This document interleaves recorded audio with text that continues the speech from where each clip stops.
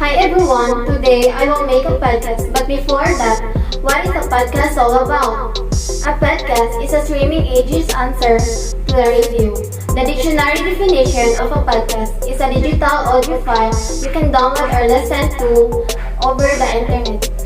It's interesting history explain why it is called a podcast to begin with. Let me introduce myself. My name is Isabel Magaysay from BSHM 1G9, 19 years of age, from Calpocan, Consolacion, Cebu. So let's start making my podcast, which is the title of my podcast. It's all about self-love. So let's start. Self-love. Paano nga ba ang ibig sabihin ng self-love? Paano nga ba? Usahay, madunggan nato ang self-love dili na nibag-o sa atong pandungog ang self-love. But before that, what is self-love means? Self-love means having a high regard for your own well-being and happiness. Self-love means taking care of your own needs and not sacrificing your well-being to please others. Self-love means not seeking for less than you deserve, being nice to yourself and true to yourself. So, para sa kadaghanan, it's another way to care or caring to yourself more. So, sa mga ubang tao diha, they equate self-love in the same way as narcissism or having a big ego or excessive love and pampering of oneself. So, nadyo ibang tao moingon nga those practice self-love ay mga selfish person or people. But the truth is you just take care of yourself like you take care of a friend in a distress. You treat yourself kindly. You do nitpick and criticize yourself. Self-love is a practice and it's a skill that takes time and hard work. Self-love means giving yourself what your body, brain, and soul needs for the marathon that is life. It isn't hedonism, and it's chasing a physical or emotional high. The practice of self-love is the practice of nourishing yourself. So it explained her that self-love is not selfish because of love is a way to make yourself well, to love others. In short, self-love is a practice or preparation to love others. Self-love is same as respect yourself first. Because how can you respect others when you're not respecting yourself? So that is how self-love is loving yourself first. And it is a state of appreciation for oneself that grows from actions that support our physical, psychological, and emotional growth. In order to practice to self-love, you must boundaries so that you will be able to know where your limits are. It is making you loving yourself more. Second, one, practice good self-care. You will love yourself more when you take better care of your basic needs. Because how can you love yourself when you are not even taking care of yourself? So, those people out there who lack of loving themselves now will learn how self-love is important. Love yourself first before anything else.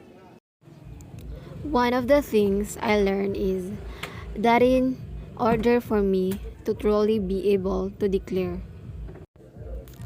I love me and I'm alright, I need to trust myself, my feelings, my intuition, my higher self, and those niggling gut feeling that I later blame myself for disobeying. I am truly free when I completely adore myself. Do I always sharing who I am? No, I still bit Swayze, but today is different because I'm aware of when and why I'm doing it. Additionally, I have resources and tools at my disposal. I also understand what energizes me and cheers my heart. I am meeting what I refer to as my needs for empowerment. I have also struggled with the problem of looking outside of myself for solution and answers. The answer will come from someone else. Someone else will know the solution. I can't do it as well as they can. The biggest one is that I'm not good enough. I now realize that I have engaged in the comparison game and spent much time seeking inspiration and direction from sources outside of myself. Due to this, I have taken longer to fully embrace that I am at ease in my own skin and that once I do, I can live my mission, inspire others, and significantly alter the course of modern society. Become motivated, empowered, the change, and make a difference right now. So now, let's proceed to episode 2, which is focus on myself, not others. Today, I need you to embrace what comes hard. Today, I need to accept the challenge. Today, I need to fall in love with the process. There will be plenty of opportunities to get discouraged, to lose my passion, and think that it's not meant to be. But if I'm going to reach my destiny, I have to have a made up mind. There should be something relieving for that I'm relentless. I am not moved by how impossible it looks. I'm not discouraged by how long it's taking. I don't give up because people told me no. My attitude is if I have to believe my whole life, I am not going to stop believing. I am not going to take no for an unsure. I'm not going to settle for mediocrity. I'm going to keep pursuing what put in my heart. As I look toward the future, if I decided I'm not going to allow my first to stop me. And I'm saying to you, whatever you gonna do it. Because if you don't, life is gonna whoop until you surrender. You know, you got to be though because the road to success is always under construction. Focusing on myself isn't being selfish. It's an act of self-love.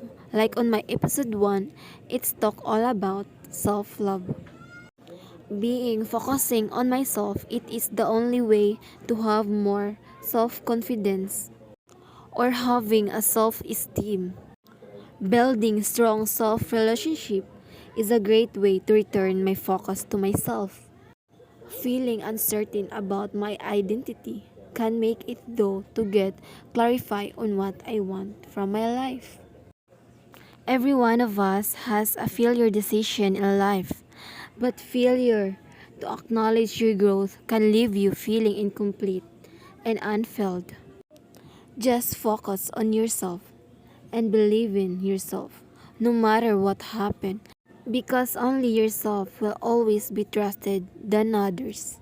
In the quotes, focus on loving yourself instead of loving the idea of other people loving you.